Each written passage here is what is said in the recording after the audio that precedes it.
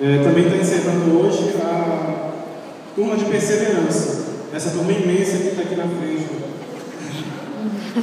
Então, gente, a mensagem que a gente passa é que precisamos de santos. Precisamos de santos sem véu ou batina.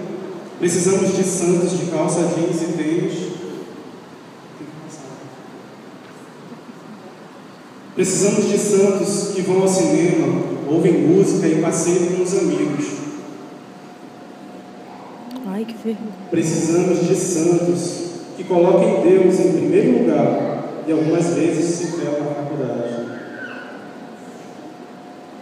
Precisamos de santos que tenham tempo diário para a oração e que saibam namorar na pureza da castidade ou que consagrem sua castidade.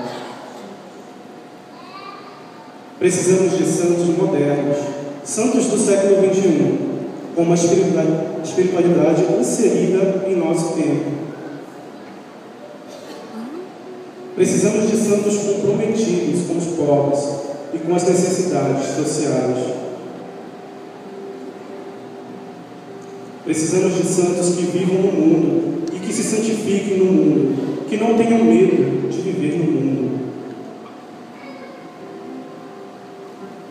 Precisamos de santos que bebam Coca-Cola, que comam hot dog, que sejam internautas, que escutem MP3. Precisamos de santos que amem apaixonadamente a Eucaristia e que não tenham vergonha de comer uma pizza ou tomar um refri com os amigos no final de semana. Precisamos de santos que gostem de cinema, de teatro, de música, de dança. Precisamos de santos sociáveis, abertos, normais, amigos e alegres.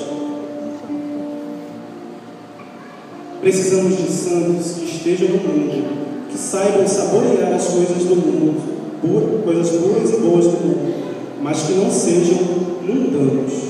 João Paulo II.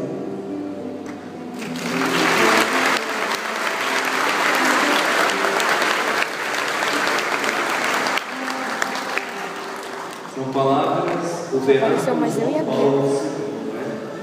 Que bom. Eu peço que levante o braço as pessoas de aniversário deste mês de dezembro. Quem faz